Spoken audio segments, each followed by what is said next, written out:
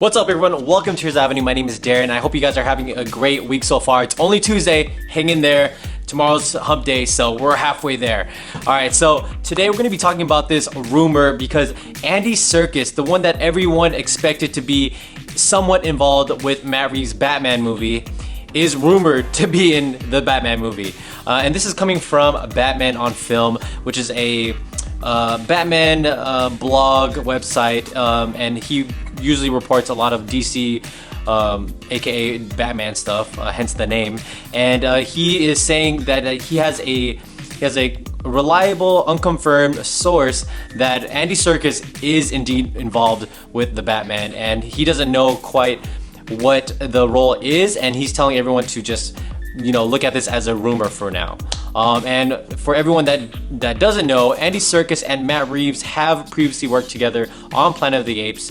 Andy Serkis has played the ape, and this would make a lot of sense because, you know, they have a previous relationship. And Andy Serkis, he is really good at, you know, putting on the gray jumpsuit and, you know, acting as a certain, you know, VFX character, whether that's, you know, an ape, someone, I forgot the guy's name in Star Wars, Rob would know, and, you know, someone like that. And so if, you know, a lot of people want him to be Penguin.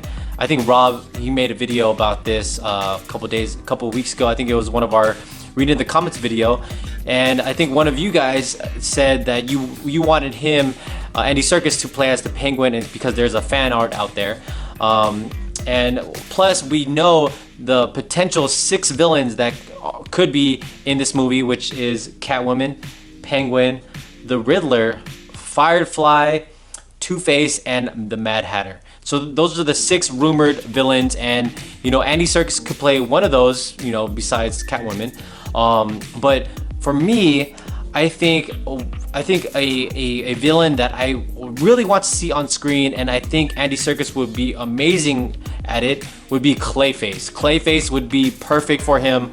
I think that would be really cool to see him play as an actor becoming a villain, because that's pretty much Clayface's backstory. He's an actor turned villain, and I think that would be really cool to see.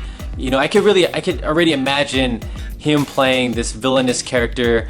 You know, at first he's just like this really normal guy, this normal actor, and, you know, he like kind of shows his dark side, but then when he gets in the middle of like some chemicals, he becomes this really dark, evil version of himself into this Clayface person, and I think he would be really perfect at that. Of course, he would be really great as the Penguin. I think if not the Penguin, then the Riddler for sure. And then my last one would be the Mad Hatter. But my number one choice would definitely be Clayface. I know he's not on this 6 villain rumor list, but Clayface would be my number one choice. But if he is involved, what do you guys, which character do you guys want him to play as besides Penguin and Clayface, or anyone else on this list? Who else outside of this list would you want him to play as?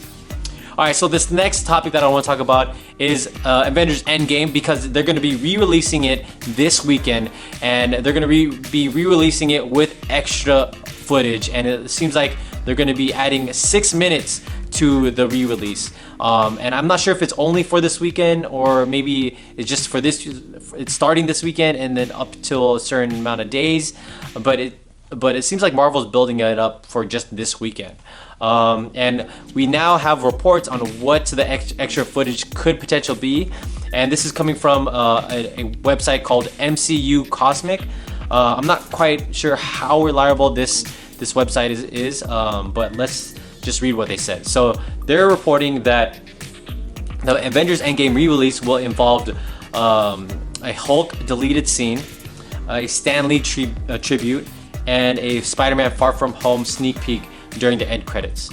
And also, it looks like I think some of it's gonna have, I think some viewing's gonna have the Russo brothers introducing the movie as well, I believe. And if you can't make it this weekend, and if you have other plans and you can't, you know, find ways, or you don't want to pay for it, all these footages, all these materials that's going to be in the re-release will be in the home release version. So if you can't make it this weekend, you know, and you want to watch it later, you have that home release right there. All right, so I may not watch it this weekend. I'm totally busy with my family. I'm gonna try to squeeze it in somehow, but if I cannot, I'm definitely gonna try to watch it when it does come out on digital. And also with this re-release, a lot of people are speculating that, you know, that Marvel is doing this, or is only doing this re-release just to beat Avatar's box office numbers, and they're really close. So I have the box office numbers right here, and they are pretty much neck and neck at 2 billion, at the 2.7 billion dollar mark, and it looks like Endgame only has about 35 million more to go, and they could easily do that this weekend. So that could be the reason why they're re-releasing, which is kind of smart. I mean, you're almost there. Might as well give it that extra push. I'm not sure if this is what their plan was. I'm not sure if this was their plan all along, but they're pretty close to being the largest box office movie in history. You know, beating James Cameron's Avatar. So, all right. So the next story that I want to talk about today is this Batgirl rumor from We Gotta Cover. It looks like they're saying that they have a source that's saying that DC is looking at 2 actresses to play as Barbara Gordon in the Batgirl movie. And these 2 actresses are Catherine Langford from 13 Reasons, and it's Daisy Ridley from Star Wars. And these are very interesting choices. I mean, you got someone that's coming from Netflix, and you got someone that is in this huge franchise right now in the movies. So they're very interesting choices. I know Catherine Langford was supposed to be the older version of Morgan Stark in Avengers Endgame, but that never happened. Looks like they cut her scenes. So these are very interesting choices. I'm not very familiar with Catherine Langford, but just looking at her in general, she looks like she could play the part. I mean, she looks like a Barbara Gordon to me. She has the red hair ready, I think. And Daisy Ridley, I mean, I'm not familiar with her work outside of Star Wars. I'm not sure how she would look like with red hair. I think it doesn't look as natural as it would with Catherine. So yeah, I think especially with Daisy Ridley in the mask, I don't know if she could rock it. I honestly don't think she could rock it. I'm not sure how, you know, the Star Wars fan base feels about her as someone taking over the, you know, Star Wars franchise. That's a good question to ask Rob, because he's a bigger Star Wars fan than me. But yeah, I think these are really interesting choices. So I'm curious on where DC is putting this movie, because, you know, we have a Batgirl in the Birds of Prey movie, but she's a little kid. So I wonder where that's gonna go. So I want to know your guys' thoughts on all of this. I want to know your guys' thoughts on this casting choices, and you know, and Andy Serkis being a villain, and how you guys feel about the re-release of Avengers Endgame this weekend. So let me know in the comments below. Like this video, subscribe to our channel, and I'll see you guys again. Bye.